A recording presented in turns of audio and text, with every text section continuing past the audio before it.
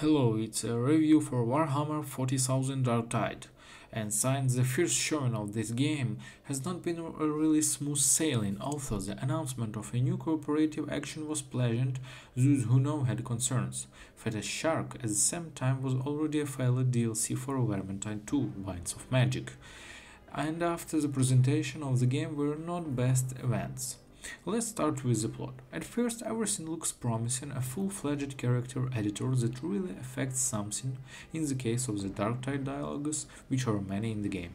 A spectacular prologue and great cutscenes, however after that the main plot seems to disappear.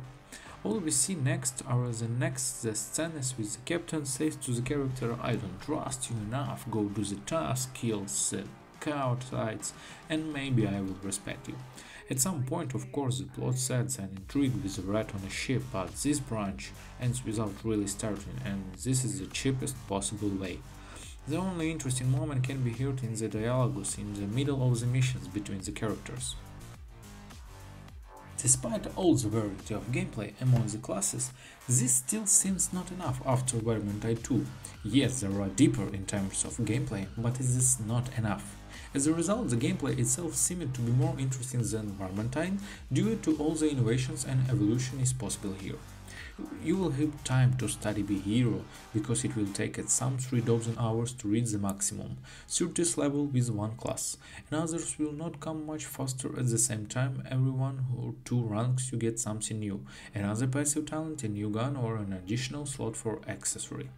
But we must understand that the same task will have to be completed again and again, gradually increasing the complexity.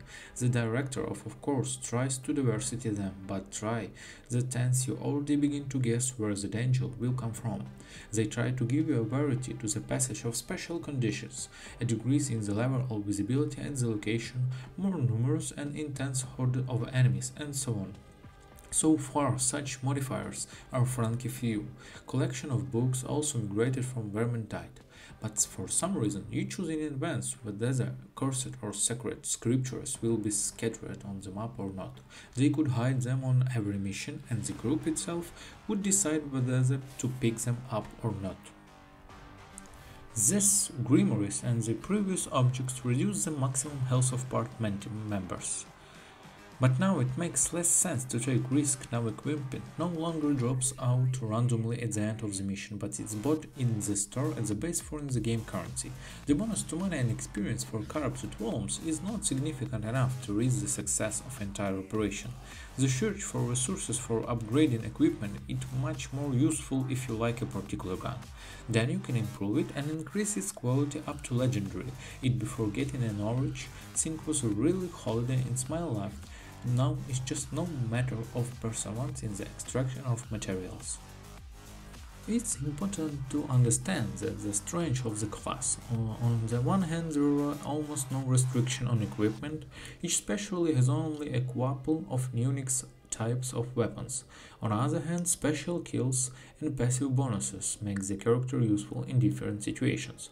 The savage can stun a crowd of enemies with a grenade and is better than other onslaught of the enemy. Ogre Giant in turn will cover the group with a shield from the enemy bullets. The main thing is not to waste talent in the end, it takes time to recharge. So at the end, Warhammer 40k Darktide has become closer to a game service and not co-op adventure for 4. Separate missions unfolding in different parts and large locations, several internal currencies, a common headquarters for all players on the server.